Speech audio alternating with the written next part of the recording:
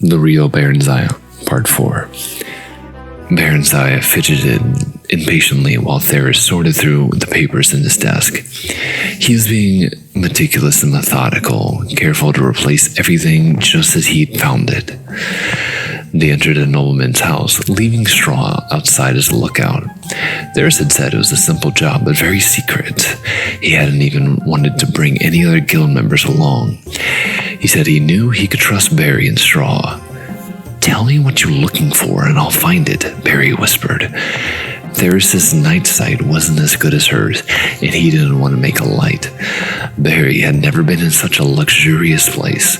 She gazed around with wonder as they made their way through the huge, echoing downstairs. But Theris didn't seem interested in anything but the desk in the small book-lined study on the upper floor. "Sst," he hissed angrily. "Someone's coming," Barry said, a moment before the door opened and two dark figures appeared.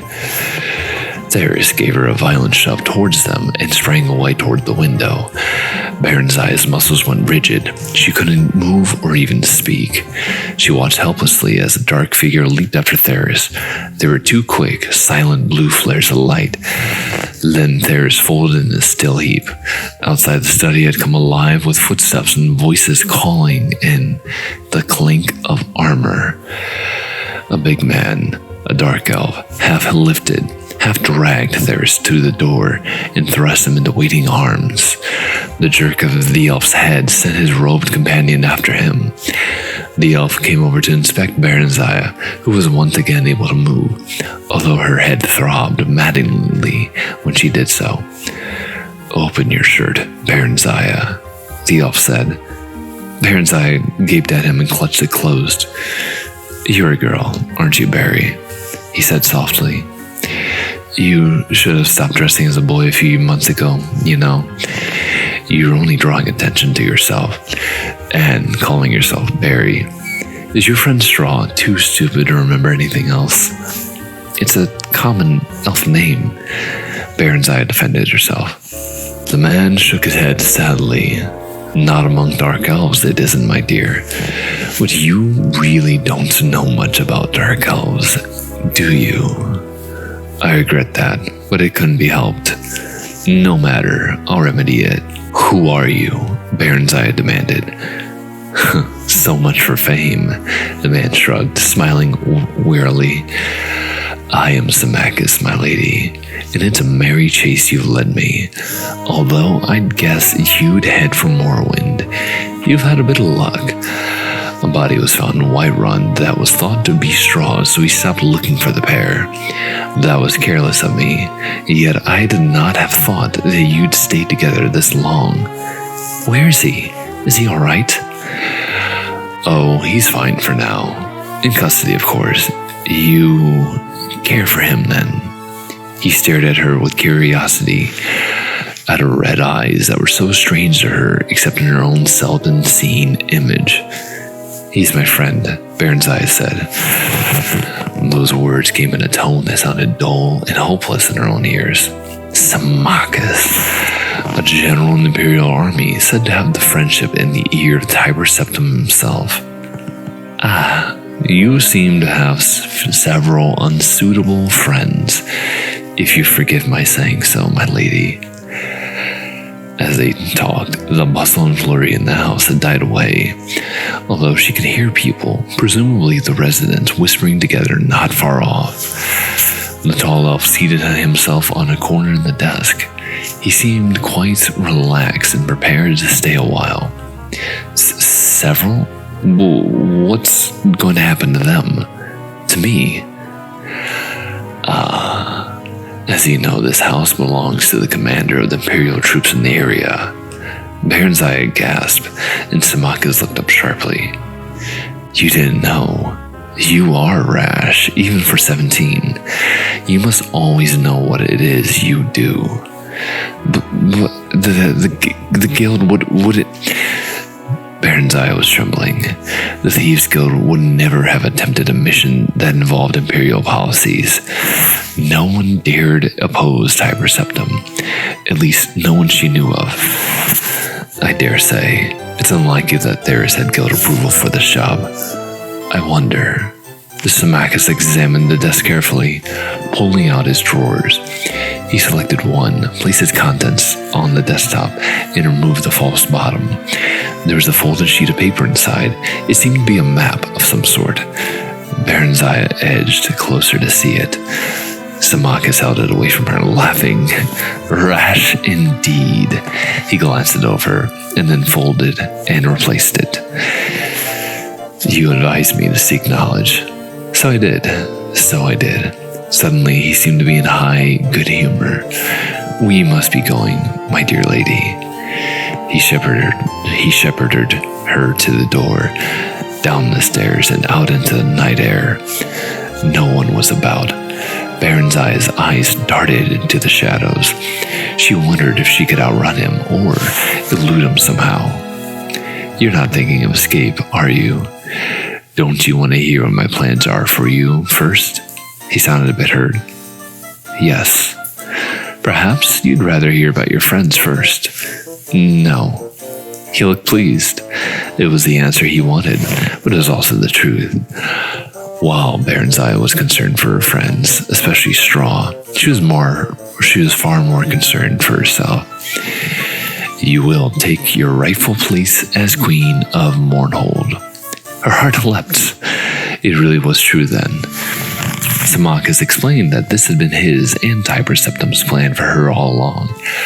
That Mournhold, which had been under military rule for the dozen years since she had left, was to be returned gradually to civilian government, under imperial guidance, of course, and as part of the imperial province of Morrowind.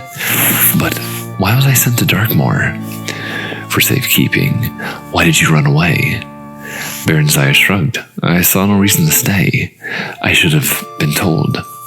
You would have been by now, and I had in fact sent for you to be removed from the Imperial City to spend some time as a part of the Emperor's household. As for your destiny, it should have been obvious to you.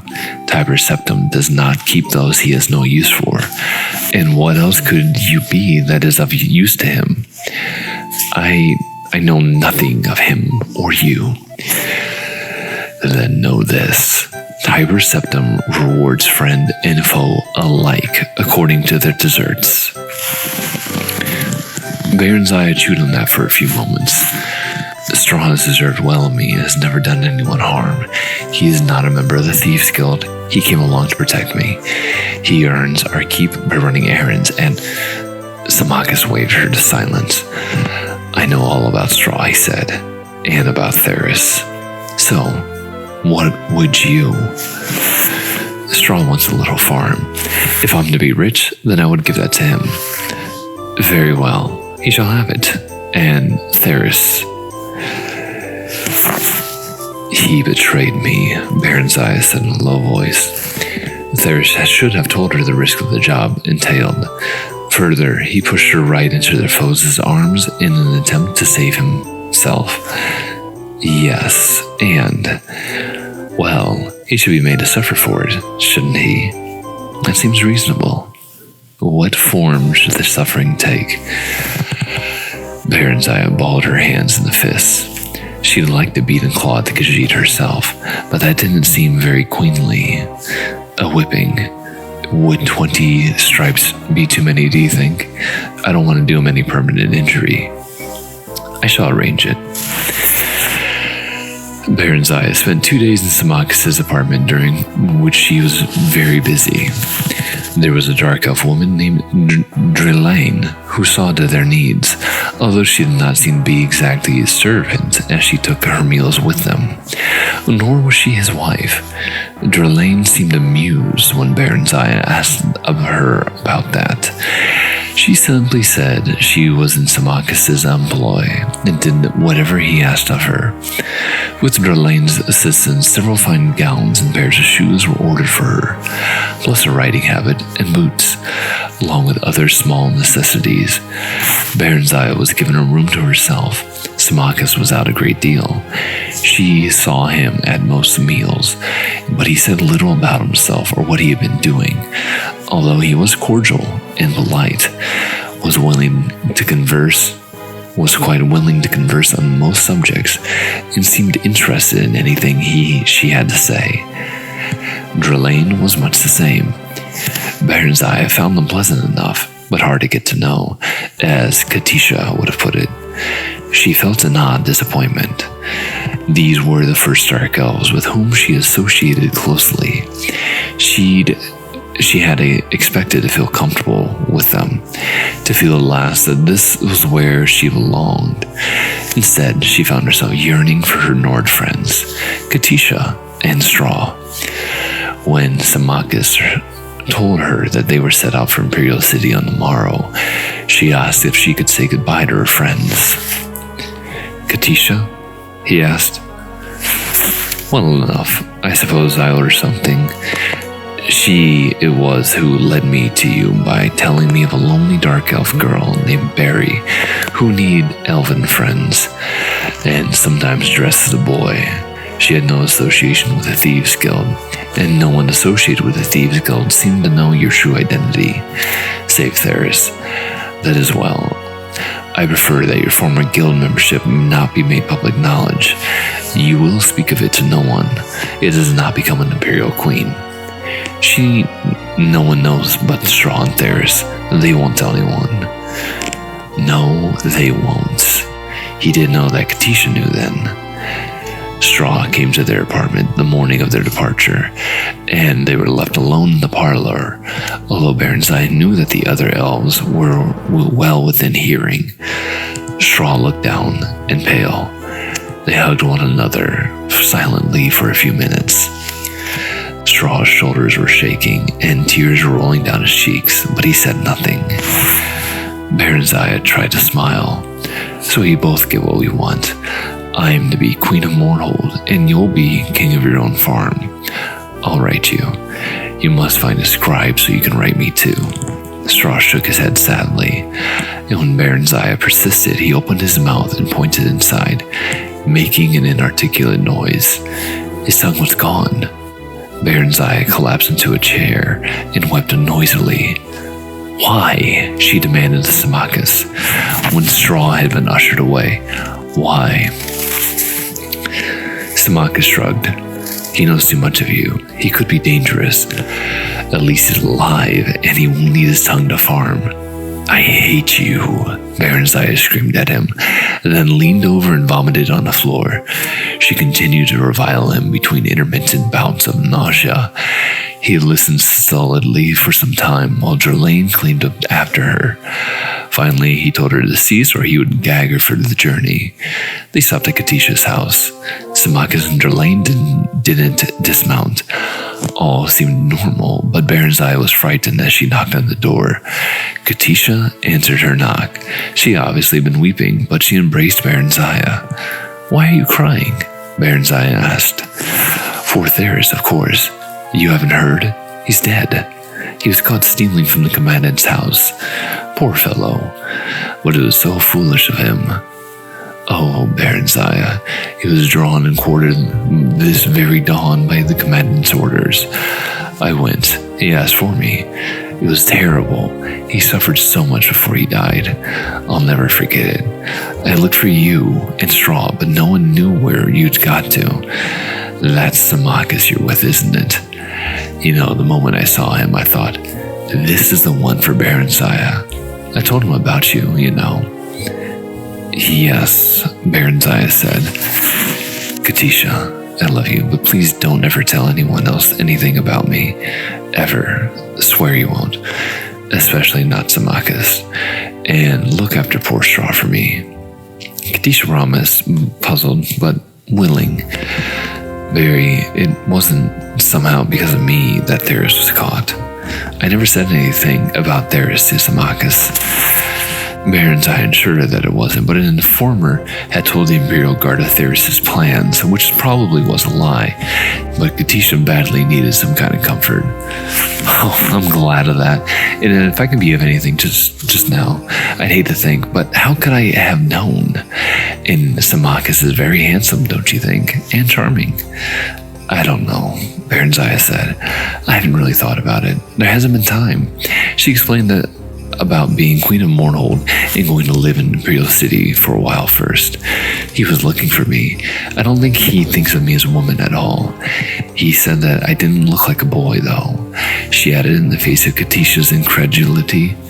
She knew that Barenziah evaluated every male she saw in terms of sexual desirability. I suppose it's the shock of finding out that I really am a queen, she added. And Katisha agreed that it must be something of a shock, although no one there was no likelihood of her experiencing firsthand. The party left Riften by the Great South Gate. Once through, Symmachus tapped her on the shoulder and pointed back towards the gate. I thought you might want to say goodbye to Theris too, he said. Barenziah stared briefly but steadily at the head impaled on a spike above the gate. The birds were at it, but the face was still recognizable. I think he will not hear me, she said. Let's be on our way, shall we? Symmachus was clearly disappointed by her lack of reaction. You heard of this from Katisha. Of course, she attended the execution, Barenziah said casually. If he didn't know already, he'd find out soon enough. She was sure of that. Did she know Theris belonged to the guild? Everyone knew that. It's only the lower-ranking members like me who are supposed to keep their membership secret. The ranking officers are well known. But you will know all of that, don't you? She smiled archly at him. So you told her you were and whence you'd come, but not about the guild. The guild membership was not my secret to tell. The other was. There is a difference. Besides, Katisha's a very honest person. Had I told her, it would have lessened me in her eyes. She was always after Theris to take up a more honest line of work, and I value her good opinion. She also thought I'd be happier if I settled down with just one man friend, one of my own race. You, in fact. Isn't it odd how wishes come true sometimes, but not the way that you want them to? Yes, very odd. Something about the way he said it made her think that she herself was one of his wishes that had come true in a way that wasn't altogether to his liking.